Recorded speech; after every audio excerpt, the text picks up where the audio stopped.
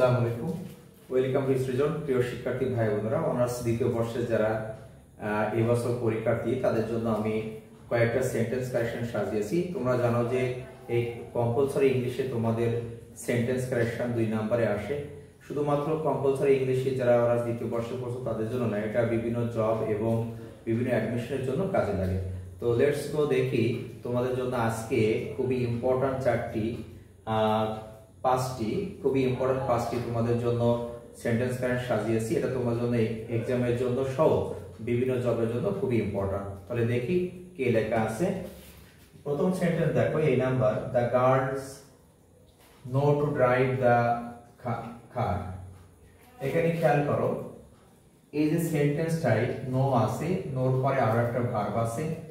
তোমরা জানো যে নোর পরে যদি দ্বিতীয় আরেকটি কোনো ভার্ব আসে তাহলে ওই নো এবং ওই দ্বিতীয় ভার্বের মাঝে হাউ টু বসে।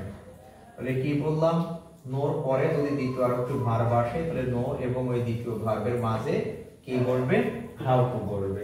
তাহলে আমাদের এই সেন্টেন্সের অ্যানসার হবে the guards know to drive the car. এর অ্যানসার হবে the guards know how to drive the car. তাহলে এখানে আমাদের অ্যানসার হবে the girls know how to drive the car. আশা করি এটা তোমরা বুঝতে পারছো।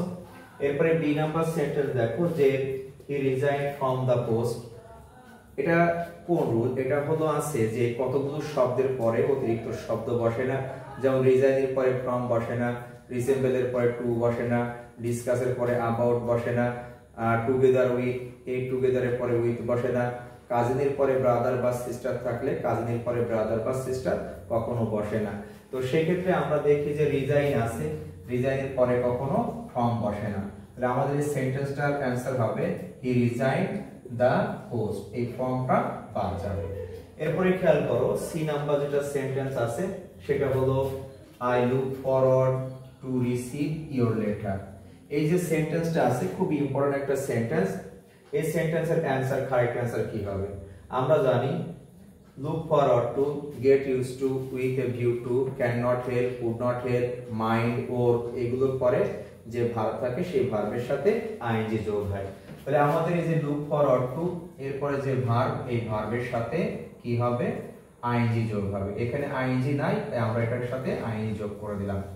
তাহলে look forward to টুর পরে যে ভার্ব থাকে সেই ভার্বের সাথে আইএনজি যোগ হয়। মনে রেখো, যদি কোনো ভার্বের শেষে একটি মাত্র ই থাকে তখন কিন্তু ই তুলে আইএনজি যোগ করতে হয়। আশা করি সি নাম্বারটা বুঝতে পারছো।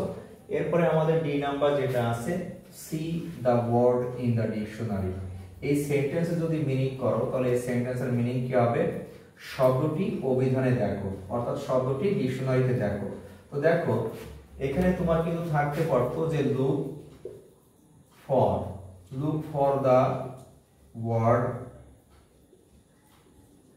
ইন দ্য ডিকশনারি, এভাবে কিন্তু থাকতে পারতো। তো খেয়াল করো, লুক ফর থাকুক অথবা সি থাকুক, যদি কোনো ডিকশনারি বা কোনো বইতে কোনো শব্দ দেখা বা শব্দ খোঁজা বলে তাহলে আমাদের বসে হলো লুক আপ। তার মানে লুক আপ মানে হলো কোনো বই বা ডিকশনারি থেকে শব্দ দেখা বা শব্দ খোঁজা।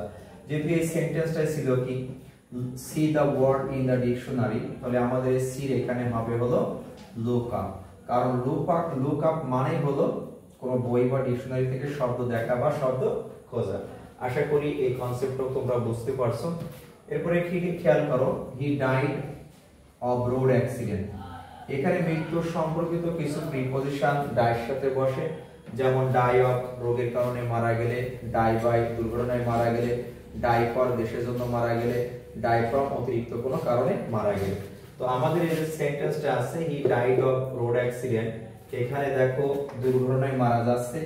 দুর্ঘটনায় মারা গেলে ডাইয়ের পরে বসে হলো বাই, এখানে আছে কি অব, তাই আমাদের অবের পরিবর্তে হবে হলো বাই। তাহলে কারেক্ট অ্যানসার হবে he died by road accident.